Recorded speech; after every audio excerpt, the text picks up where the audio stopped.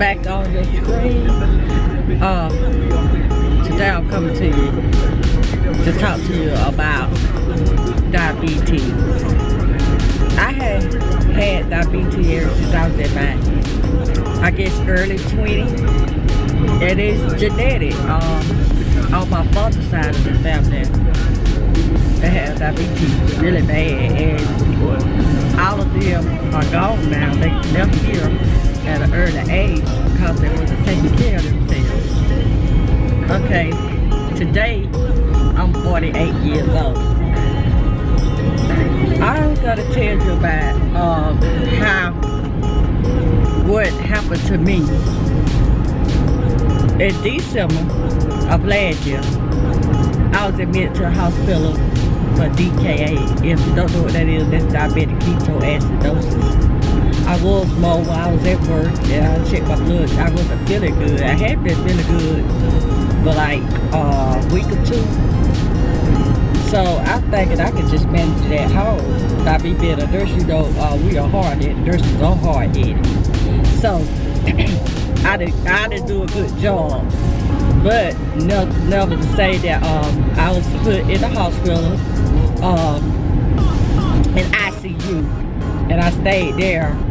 I think maybe like a couple of days in ICU, and then I went on the floor and I was discharged. So that wasn't good enough for me, I guess. In March, I went to the doctor twice. I couldn't hear out my ear. My ears were stopped up. My nose was stopped up. My throat was hurting. So they gave me a breathing treatment at that doctor's office. Told me that this right here should open you up. Needless to say, it did. So I went back and I was prescribed antibiotics. So I started the antibiotics, thinking I'm gonna get better. Was March 23rd.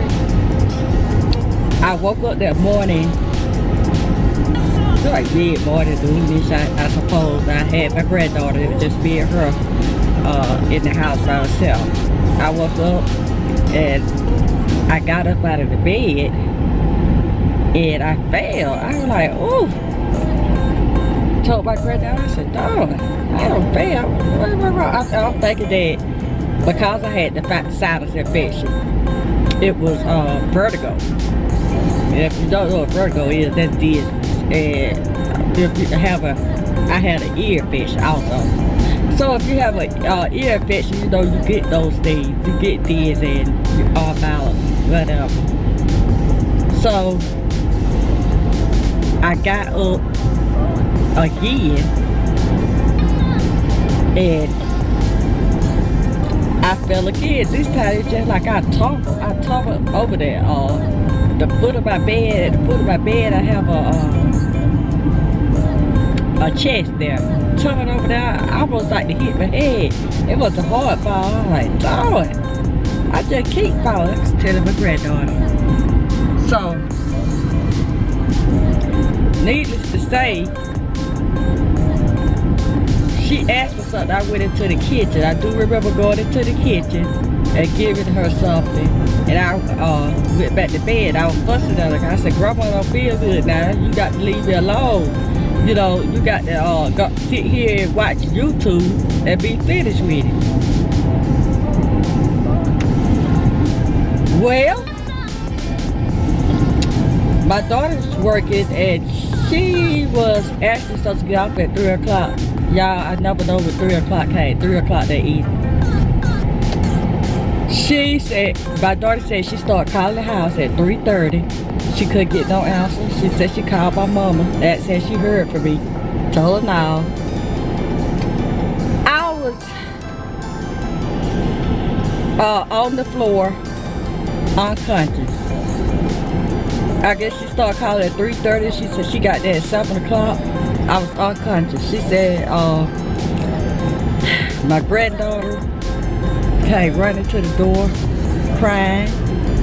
And I suppose that traumatized her. And she was there by herself, and I'm on the floor unresponsive. And she had tore the house, and my daughter said she called my name, and I didn't say that. She said she turned me over, and I was foaming at the mouth. So she said she did proceed and called 911. Said the ambulance drivers got there, and then they had the police to come also to help get me out the house on the stretcher, because I stay in a mobile home. And she said the ambulance driver told her, said, baby, your mama don't look good. Check my blood sugar. My blood sugar was 500 and something. So all responses, the ambulance said they take me to the local hospital, to the emergency room. They called the helicopter. The helicopter took me to the larger hospital that I was in.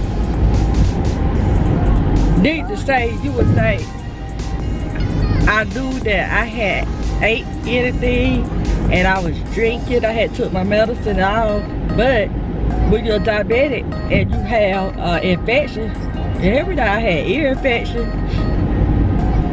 and I have a sinus infection. And like I said, I wasn't feeling good. So that raises your blood sugar. So when I got there at the emergency room in the larger hospital, the doctors there ran a lot of tests, and I was intubated from that Saturday. I don't know when I got off that ventilator. I guess it was, I think they started weaning. My daughter said they're gonna start weaning me off that Monday. When I opened my eyes, y'all, Tuesday evening, from Saturday to Tuesday, I thought when I opened my eyes and I saw folks walk around, they was looking like aliens to me. Had masks on their face. I was like, oh my God, they don't kidnap me. Not knowing anything, you know. I'm like, oh. So they had me tied down. I couldn't move. I'm like, golly. A nurse came in there. They had masks on the face. She came in there and she began to ask me questions. What was my name? What day it was? I didn't know that. I knew my name, but I didn't know what day it was. I was confused. Where was I? I didn't know where I was. I told her I was in Atlanta. I do remember saying that. But my mental status was altered because of the blood sugar being so high. Needless to say, I was begging to go home. That's my first response. You know, that I want to go home. My daughter walked in the room. I looked at her. She asked me who she was. I looked at her. I was like, I don't know. Turned my head. Then I looked again. I said, oh, that's you. I called her name. That's you, Isha? Yeah, I was like, I was thinking in the back of my mind, like, she don't got me up here with these folks, don't put me up here with these folks, and they try to kill me, try to give me medicine. I asked the lady what was that she was giving me. Trying to give me medicine to knock me out, and you know, all kind of stupid, crazy stuff was going through my head, being tied down, you know. And I told Isha that they had turned her into one of them.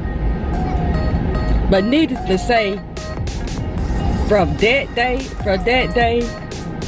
until I got released from the hospital, and when I got home, then my daughter was telling me everything was going on. I didn't know I was on the ventilator. I didn't know I had ENG2. I didn't know I had all these tools. Because when I woke up, I only had oxygen on. And I know they kept telling me I couldn't go home, you know, and I couldn't understand it. None of the nurses or the doctors that came in that room explained anything to me. anything to tell me all this. Dude, I would have been pushing to go home. I wouldn't have been pushing that issue. But what I'm here to tell you today, if you have diabetes, please check your blood sugars. Please eat right. At first, I called myself gonna go on a keto diet. I was like, I started doing it, but then I said, nah, I gotta get a little bit more. So I decided, excuse me, y'all. I decided, you know, I do some of that, but I just call it the lazy keto. I eat nuts for snacks. I eat vegetables, meat, but I don't consume a whole lot. I get more protein. It's like I'm kind of on keto and I'm not. But I check my blood sugar. On that, doing that, eat like that, changing my eating no bread, no sugar. I only use substitute sugars. That's it. If I need to put sugar in something, I got almond flour and coconut flour. If I want dessert and I want cookies or something like that, then I look online, find a recipe. But my thing is to all diabetics, please take care of your blood sugars. Because after that episode, I never had issues with my feet. My feet were numb and hurting, like diabetic neuropathy. They don't hurt now, but my hand is still not up to par.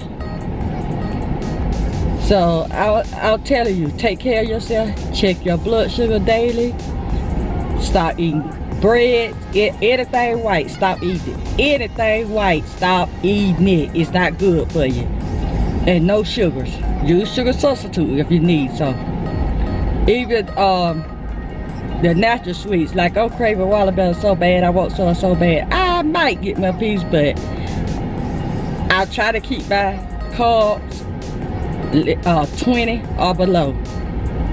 Because if I can do that and get out some of this weight, then I feel better. Right now I'm feeling better, and I appreciate what God did. God gave me a wake-up call, and he wasn't ready for me. That's why he didn't take me on home. I thank him. I thank him every day for waking me.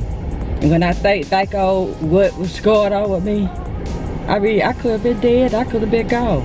I could have been here right now to see my granddaughter. She aggravates the damn out. But I'm telling you, diabetics, do no carbs and no sugars. And trust me, your blood sugars will be better. Do a lot of vegetables and protein. That's my story. If you have any questions, comment below. Share this video. Give me some thumbs up. Like it and subscribe to my channel. And I hope you all have a nice day. Comment below and let me know. Let's tell me your story. And I'll see you on my next one.